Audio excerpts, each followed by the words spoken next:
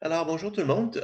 J'ai créé cette capsule vidéo pour vous montrer toutes les ressources qu'on va avoir, toutes les ressources qu'on a présentement sur Moodle avant le premier cours qui sera lundi le 12 septembre.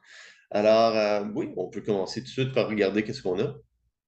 Donc, sur Moodle, présentement, vous avez ou actuellement, vous avez plusieurs ressources. Alors, je crois que j'ai mis la plupart des ressources nécessaires jusqu'à l'examen intra. S'il manque de quoi, je ferai ça prochainement. Je verrai en temps et lieu. Alors, la première chose qu'on a, c'est la plage horaire. Alors, je vais passer à travers la plage horaire ou l'horaire du cours. Alors, on va passer à travers ça. Donc, mon nom, c'est Marc Durocher. Je vais être votre prof cette session pour le groupe 11. Alors, c'est le cours du lundi soir. Alors, quand on va se rencontrer, on va se rencontrer sur Zoom et l'adresse que je vais utiliser, c'est la même adresse que j'utilise depuis un petit bout de temps. Alors, c'est l'adresse qui est à l'écran, 858-3826-8397. Généralement, je suis en ligne comme 15 à 20 minutes avant le début du cours et je vais tout être le dernier parti ou le dernier actif à partir. Si vous avez des questions avant tous les cours et après tous les cours, il n'y a aucun problème. Je suis là de bonne heure juste pour m'installer, mais je suis là aussi pour répondre aux questions. Alors, c'est comme une période de consultation. Et si jamais vous avez besoin de me parler, vous pouvez m'envoyer un courriel à mon adresse courriel qui est à l'écran, durocher.marc.ucam.ca. La seule chose, les courriels, je ne suis pas une personne qui est super branchée. J'aime ma tranquillité. Alors, je ne regarde pas mes courriels à tous les jours. Je les regarde environ une fois par semaine, peut-être deux fois lorsque la session sera commencée, parce que vos travaux, je vais les recevoir par courriel. Alors, si vous m'envoyez un courriel pour dire, écoute, est-ce qu'on peut se parler, ce serait à cette adresse qu'on va se rencontrer. OK, alors le cours s'appelle Gestion financière d'entreprise 1. Alors, si c'est l'équivalent de FIN 3500 Finance 1 ou en mathématiques, il y a un cours qui s'appelle Mathématiques financières 1. C'est plus ou moins le même cours. C'est tout ce qui a rapport avec la théorie de l'intérêt. Alors, Finance 1, théorie de l'intérêt, valeur actuelle, valeur future, la valeur d'une rente. On va regarder les investissements comme les actions, les obligations, les options. Et la deuxième partie du cours, c'est plus l'analyse d'état financier. Alors, le balance sheet, le rapport, le balance sheet, le income statement, puis le statement of cash flow. On va regarder les ratios, des façons d'évaluer des entreprises en regardant juste les états financiers. Alors, il y a un livre de base, je vais vous le montrer dans une seconde. Alors, voici le livre. C'est un excellent livre. Il couvre toute la matière. Il couvre relativement bien la matière. Sauf que la raison pourquoi il est barré ici, c'est que je vous offre plusieurs ressources supplémentaires. Et après avoir écouté cette capsule vidéo, si vous voulez toujours acheter le livre, achetez-le. Je ne vais pas vous en empêcher. Mais moi, mon cours, il est construit et il est plus ou moins établi. Vous allez voir qu'il y a beaucoup d'exercices parce que je vous offre tous mes anciens examens. Et donc, en conséquence, si vous voulez économiser quelques sous, je ne vous oblige pas d'acheter le livre, il est juste à titre de référence. Alors, je fais référence aux chapitres qui sont couverts, mais mon cours a été construit avant que ce livre soit ajouté à la bibliographie. Donc, c'est un livre de finance. N'importe quel livre de finance fait l'affaire. C'est celui-ci pour notre cours. Je vous donne les chapitres en question, mais si vous voulez économiser quelques sous, il n'y a pas de problème. J'ai marqué un high clicker ici, mais en réalité, il devrait être barré. Ça, c'est pour les cours en présentiel. Alors, ça n'a pas rapport avec nous. Je vais barrer ça. Donc, les cours à distance, il y a aucune ressource qui est obligatoire, mais c'est à vous de décider si vous voulez acheter le livre.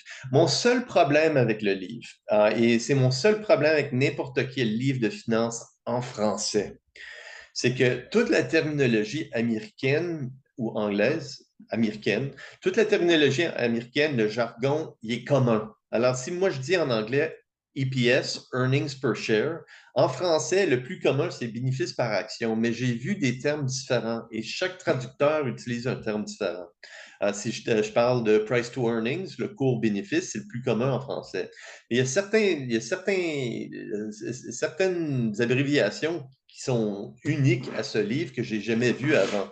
Alors, en anglais, on va dire earnings, le profit brut, c'est EBITDA, Earnings Before Interest, Taxes, Depreciation and Amortization. En anglais, n'importe qui en finance connaît le terme EBITDA. Mais est-ce que c'est profit brut? Est-ce que c'est flux de trésorerie? C'est quoi le terme français qu'ils vont utiliser? Et c'est mon seul problème avec les livres qui sont traduits. Beau être francophone pur laine, mais je veux dire, il y a un langage financier et on perd de quoi dans la traduction. Donc, continuons. Donc, l'évaluation. Alors, chaque examen vaut 40 de la note. En tant que la date des examens, s'il y a un consensus, les examens vont être en présentiel, le cours va être à distance. Je vais vous revenir en temps et lieu pour les examens. J'ai mis des dates tentatives. Moi, je ne suis pas fixé sur les dates. Alors, si le groupe voudrait un examen à une date différente, puis il y a une majorité des personnes qui veulent ça, écoute, tant que tant que la date n'est pas négociée, je veux dire, tout est négociable. Mais lorsque la date, elle est établie, moi, parce que je ne recycle pas mes examens, il n'y a pas d'examen de reprise. Donc, si vous tombez malade le jour d'un examen, c'est comme si vous tombez malade le jour d'un examen de comptabilité du CPA. Alors, il n'y a pas de reprise. Donc, c'est ça. Ne tombez pas malade le jour de mon examen. C'est la seule consigne que j'ai. Je n'accepte pas les billets de médecin. Il y a eu trop d'abus par le passé. Il va y avoir deux types. Alors, chaque intra vaut 40 ne sont pas récapitulatifs. Alors, c'est deux examens indépendants. Premier examen, c'est tout ce qui est investissement. Et deuxième examen, c'est tout ce qui est analyse financière et d'état financier. Alors, 2 TP avant chaque intra. Et je vais vous dire tout de suite, le TP de cette session, le premier TP, c'est l'intra du cours que j'ai donné la session passée. J'ai tout simplement ajouté des choix de réponse. Alors, il y avait 10 questions. Et le deuxième TP que vous allez avoir pour avant l'examen final, ça va être l'examen final de la session passée, hiver 2022. Alors, de leur examen. Alors, j'ai tout simplement, encore une fois, mis des choix de réponse. Vos examens vont être à développement, mais les choix de réponse vont être pour les TP. Et il va y avoir aussi une série d'exercices. Alors, les exercices, vous les avez à la fin de chaque cours. Alors, je donne 2 heures de cours qui seraient enregistrés et mises en ligne, mais sont déjà mises en ligne, alors je ne vais pas les enregistrer de nouveau. Encore une fois, je vais expliquer ça dans une seconde. Alors, des exercices à la fin de 2 heures de cours et peut-être 5, 6 ou 7 questions à la fin de chaque cours. Vous avez déjà ces exercices. Je vais vous montrer ça maintenant. Donc, si vous allez sur Moodle, vous allez trouver vos exercices. Alors, pour le premier cours, il y a 1, 2, 3, 4, 5, 6 questions. Et alors, la dernière heure, moi, je suis en ligne, mais à 9 heures, moi, je quitte. Les exos sont à remettre avant minuit le jour du cours. Le mardi matin, j'accumule tous les fichiers et je vais tout simplement corriger ça. Alors, pour m'envoyer vos réponses, vous pouvez travailler en équipe, c'est à livre ouvert, vous pouvez travailler en équipe, je l'encourage même. Alors, pour me l'envoyer, il y a un fichier Excel que vous allez utiliser. Sortons-le maintenant. Alors, c'est le fichier automne 2022, exo à distance, feuille réponse. Alors, qu'est-ce que vous allez faire? Vous prenez cette feuille, vous mettez votre nom. À chaque fois que vous ajoutez une information, ça va de rouge à bleu. Alors, le but, c'est d'enlever tout le rouge. Alors, Marc Durocher, le cours, c'est le premier cours. Alors, c'est SCO 3003, groupe 11. On est le premier cours. OK, alors il y a 6 questions pour le premier cours. Je vais mettre mon code permanent, DURM, XXXXXXX. Et pour chacune des questions, je regarde la question et je réponds. Quelle est la valeur à payer d'un prêt de 100 000 après 10 ans? Alors, la réponse que moi j'ai eue, supposons que c'est la réponse, j'ai 183 002. Alors, la réponse pour moi, c'est C. Je vais tout simplement choisir C. Et pour chacune des questions, je vais répondre. Si je réponds quelque chose qui n'est pas acceptable, le fichier va vous arrêter. Alors, vous allez réessayer. Alors, D. Et lorsque tout est complété, ça vous dit complet ici, il n'y a plus de rouge sur votre page. Vous pouvez maintenant m'envoyer ce fichier par courriel. Alors, les exos, la dernière heure de 8 h à 9 h, moi, je vais être en ligne avec vous si vous avez des questions et vous pouvez travailler dessus. et me poser des questions si vous bloquez. Dès que vous avez fini vos exos, vous pouvez me les envoyer par courriel à mon adresse courriel. Par contre, je vous demande une chose, changez à chaque cours, changez le nom de votre fichier. Je ne veux pas recevoir, j'ai 60 étudiants, je ne veux pas recevoir 60 fichiers qui sont appelés de la même façon. Alors, nommez votre fichier SCO 3003, votre code permanent exo1.xls, le deuxième cours exo2.xls. Moi, le mardi, j'ai 60 fichiers Excel que je mets dans un master file. Je fais des copies-coller et je suis capable de corriger 60 copies d'une shot. Alors, vous avez jusqu'à minuit pour me les envoyer. Mais moi, je vais rester en ligne jusqu'à 9 heures. Une petite note sur les exercices. Alors, les choix de réponse ils ont été choisis aléatoirement. Il y a une bonne réponse et les autres réponses sont choisies aléatoirement. Alors, je n'ai pas assez trouvé comment truquer mes étudiants. Les 4 autres choix de réponse sont choisis aléatoirement. Alors, si vous tombez à la réponse, vous avez la bonne réponse.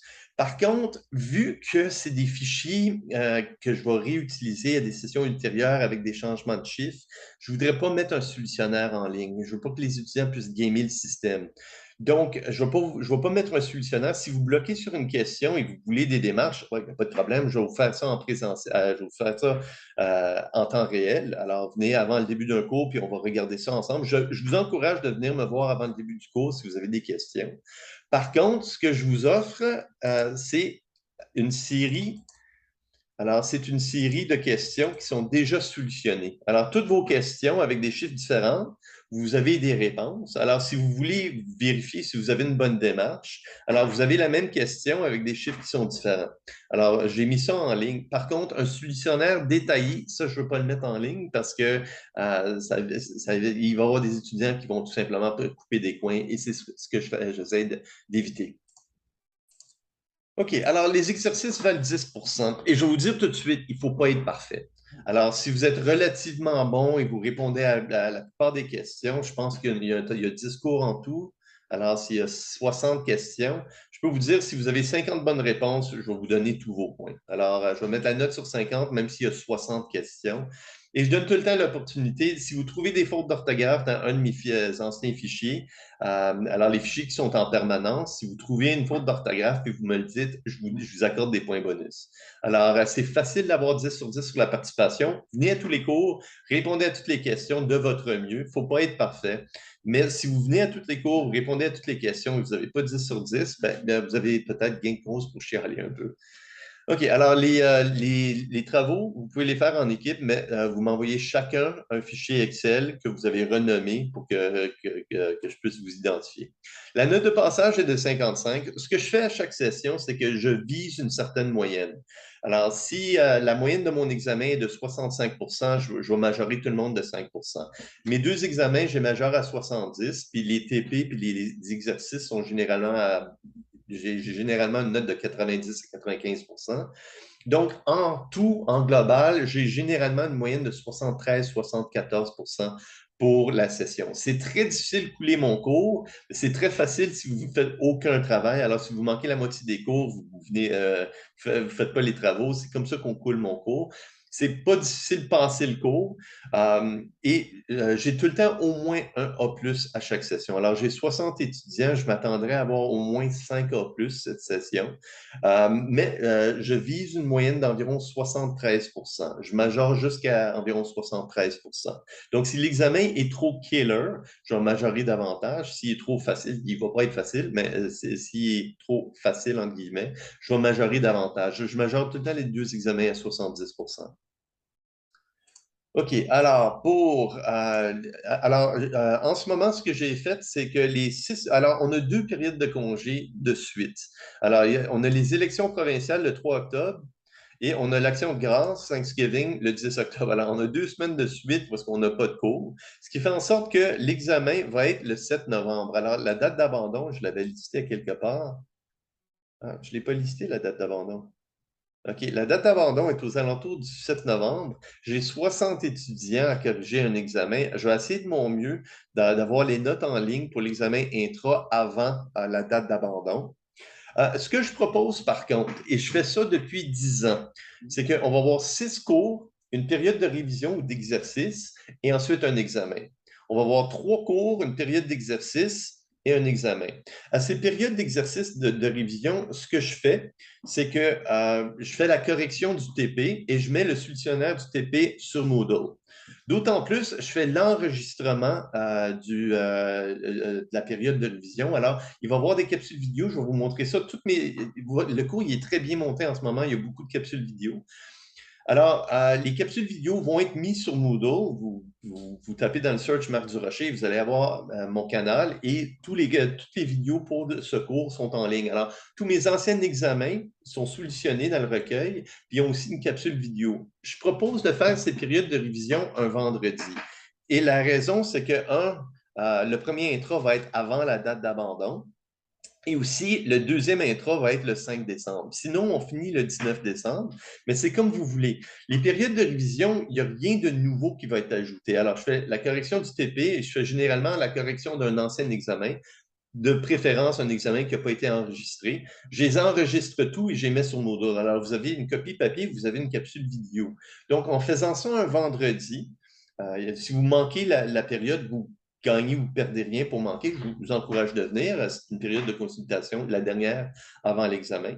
On fait ça un vendredi et donc, en conséquence, on finit 2 semaines de bonheur. La raison pourquoi je fais ça, c'est qu'il y a 10 ans, on avait des grèves étudiantes et on perdait des cours, ce qui fallait qu'on devait revenir, je veux dire, la session est censée terminer le 19 décembre. On aurait eu des cours comme le 3 janvier. Le 26 décembre puis le 3 janvier, on aurait eu des cours pour recapturer ça.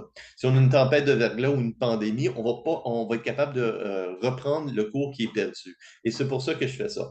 Et si on perd aucun cours, on finit 2 semaines de bonheur, ce qui veut dire que votre examen final, c'est le seul examen que vous allez avoir cette semaine-là. Du moins, je pense. Alors, tentativement, j'ai mis les 2 périodes de révision un vendredi. Donc, revenons sur Moodle. Alors, vous avez le plan de cours, vous avez l'ID Zoom. Alors, j'ai mis des fichiers ici, comment utiliser votre calculatrice. Alors, la calculatrice financière, alors, moi, je suis actuaire de profession. Alors, moi, j'ai une calculatrice actuarielle qui est différente de la vôtre. Il y a plusieurs étudiants qui ont la Sharp, mais j'ai aussi fait les examens du CFA et du FRM. Alors, je suis CFA-FRM. Alors, la calculatrice financière, celle-ci, je la connais, la BA2+, je la connais assez bien. Ça fait 10 ans que je ne m'en sers pas. Mais par contre, la Sharp, je ne connais absolument pas comment m'en servir. Donc, j'ai un petit fichier ici qui vous explique comment vous en servir. Alors, j'ai ce petit fichier ici que j'ai mis en ligne qui vous explique comment utiliser 4 calculatrices différentes. Alors, ces calculatrices, alors les 2 Sharp, c'est les calculatrices qui sont les plus populaires. Par contre, moi, je ne sais absolument pas comment m'en servir. Alors, j'ai la BA2+, puis une Hewlett Packard aussi. Alors, il n'y a personne qui utilise la HP, mais la BA2+, vous l'avez ici. Et c'est comment utiliser les registres de votre calculatrice. Alors, quand on va calculer la valeur d'un investissement, il y a des cash flows qui rendent des flux monétaires. Donc, pour calculer quelle est la valeur de cet investissement, on a besoin de savoir comment utiliser la calculatrice. Et ça va vous expliquer avec les flèches.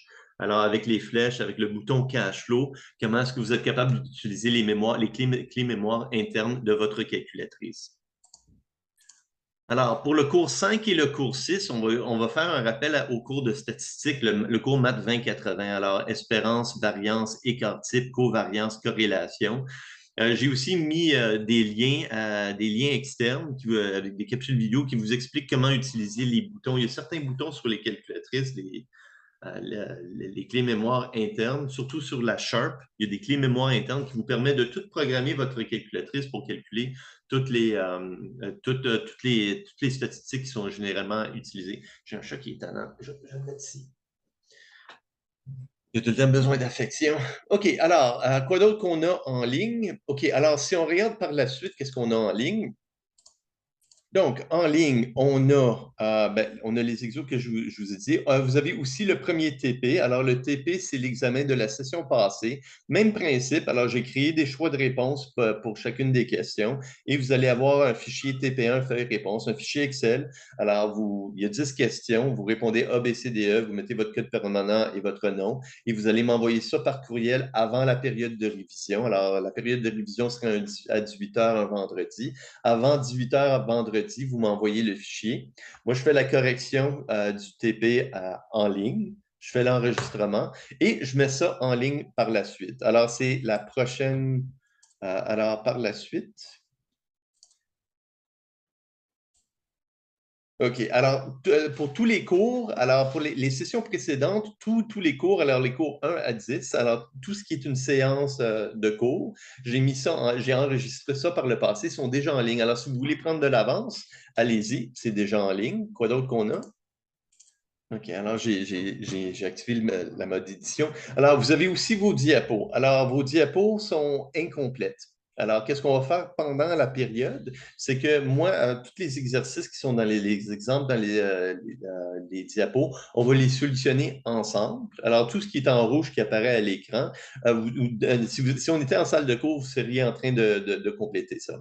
La raison pourquoi je fais ça de cette façon, j'ai déjà eu des cours parce que j'avais un prof qui écrivait pendant 3 heures au tableau, je voyais juste le derrière de sa tête, et c'était des cours plates, on n'apprenait rien. J'avais des cours où est-ce que toutes les diapos étaient établies d'avance, puis j'avais un professeur qui parlait pendant 3 heures.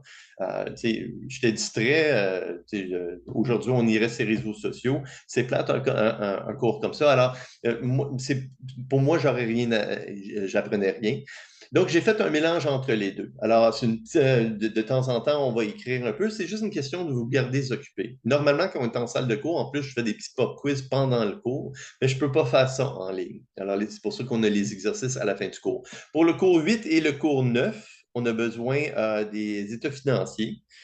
Puis je vais juste remarquer ici qu'on a 10 cours. Le cours 10, vu qu'on le perd à cause des élections provinciales, on ne va pas faire le cours 10. Alors, c'est le cours le plus tough. Je pense que vous allez être heureux de ne pas le faire. Les travaux sont en ligne. Alors, les exercices en classe avec la feuille réponse, un exercice avec réponse. Le premier TP, la feuille réponse du TP. Maintenant, pour l'intra. Alors, voici, c'est pour ça que je suis fier de ce cours. J'ai mis du travail pour créer ce cours. Voici qu'est-ce qu'on a maintenant en ligne. OK. Alors, le recueil des anciens intras avec solution. J'ai mis à votre disposition tous mes anciens examens. Alors, vous avez ici, c'est pas juste pour l'intra, j'ai comme une quinzaine d'examens. Alors, tous mes anciens examens sont mis en ligne. Alors, de 2013, la première fois que j'ai donné le cours, jusqu'à l'année passée. Alors, le TP, hiver 2022, c'est votre TP. Alors, il y a un autre examen supplémentaire. Et en plus, après chaque cours, je vous indique quelle question que vous êtes capable de faire. Donc, si je prends cette question ici, la question 14 de l'examen de automne 2014, vous pouvez faire ça après le cours 6. Donc, après le cours 1, tous les 1, vous allez être en mesure de les faire. Après le cours 2, tous les 1 et tous les 2, vous allez être capable de les faire. Après le cours 3, vous êtes capable de faire tous les 1, 2, 3. Et ainsi de suite. Alors, si vous voulez faire des exercices d'avance, vous avez amplement d'exercices. Je ne vous dis pas de toutes les faire. Et si vous voulez faire des exercices, je vous encourage tout le temps de prendre des examens les plus récents. Ça reflète plus qu'est-ce que je fais comme examen. Et vous allez avoir une idée de qu'est-ce que je vais vous demander à l'examen. Alors, à l'examen, vous allez avoir cette feuille de formule. C'est la même feuille de formule depuis 10 ans. Les pièges qui reviennent à tous mes examens, j'ai même mis une section astuces pour vous dire c'est quoi tous mes pièges. Il n'y a plus d'examen, il n'y a plus de choix vrai ou faux. Ça va être 10 questions à développement. Les examens vont être en présentiel. Il n'y a pas de choix de réponse, il n'y a pas de vrai ou faux. Mais par contre, par le passé, j'en avais. Et il y a certaines questions qui sont toujours bonnes. S'ils sont barrés comme ça, c'est juste qu'ils sont. C'est pas le genre de questions que je voudrais poser aujourd'hui, mais c'est des questions, si vous voulez vous pratiquer, si vous manquez de questions, vous pouvez. J'ai pas voulu les détruire. Si jamais vous trouvez une faute d'orthographe dans ce document, je vais vous donner un point bonus pour me l'avoir dit. Et si vous trouvez une faute de calcul quelque part, ça arrive de temps en temps que j'arrondis un chiffre au mauvais chiffre. Si vous trouvez une faute de calcul, puis vous me le dites, je vais vous donner 2 points supplémentaires de participation. Alors, c'est ça. Pour chaque examen, vous les avez solutionnés. Vous avez un document de 136 pages. Pas besoin de toutes les faire. À un moment donné, si vous faites votre étude comme il faut, vous allez avoir eu tellement d'exercices, vous allez comprendre certaines sections plus que d'autres. À un moment donné, vous vous direz, oh, OK, c'est assez. Je comprends la matière. Et c'est pour ça que si vous manquez un examen, je ne peux rien faire parce que l'examen va être brûlé par la suite. Alors, tous mes anciens examens sont à votre disposition. Je ne peux pas vous donner un examen de reprise. Donc, s'il vous plaît, ne tombez pas malade le jour de l'examen. J'ai tout le temps une personne qui essaie de tomber malade. Des fois, ça pourrait être vrai, mais honnêtement, si c'est un examen du CPA, vous n'allez pas tomber malade ce jour-là. J'ai déjà fait des examens complètement agrippés. Je vous demande la même chose. Et pour chacun de ces examens, alors pendant des périodes de révision par le passé, j'enregistrais la correction d'un ancien examen. Je pense que je les ai quasiment tous terminés pour votre groupe. Il y en a juste deux qui me manquent. Peut-être que je pourrais finir ça cette session. Alors, c'est ça, les deux examens de 2013 qui ne sont pas enregistrés. Ce que je pourrais faire pendant la période de révision, c'est tout simplement, je vais passer à travers les questions et je les solutionne en diagonale. Toutes les démarches sont là, mais je vous explique qu'est-ce qui est demandé dans la question et comment le solutionner. Et j'ai fait ça pour tous mes autres examens qui sont en ligne actuellement. J'ai fait ça pour l'intra et je vais faire exactement la même chose pour le final. Donnez-moi juste le temps de mettre à jour tous mes documents pour cette session. Donc, je pense que j'ai fait le tour de toute la matière. Pour le cours de lundi, le 12 septembre, la seule chose que je vous encourage de faire, c'est de faire une copie de vos diapos. Si vous préférez faire ça électroniquement, du moment que vous êtes capable d'écrire, parce que toute la théorie dans les diapos, mais il y a des exemples pour chaque morceau de théorie et on va faire les solutions en ligne. Alors que vous voyez quelque chose qui est en rouge qui apparaît, euh, ben, c'est ça. Si on était en salle de cours, on serait en train de compléter ça. Et si vous voulez vraiment prendre de l'avance, le tout premier cours, il est déjà enregistré. Alors, j'étais un peu plus gros, un peu plus gras, j'avais un peu moins de cheveux quand j'ai fait l'enregistrement. Mais toute la matière, elle est déjà en ligne. Alors, autrement, si vous avez des questions, vous pouvez m'envoyer des courriels, mais je vérifie pas mes courriels à tous les jours. Sinon, venez avant le début de n'importe quel cours et on peut jaser. Alors, bonne continuation. On se voit lundi.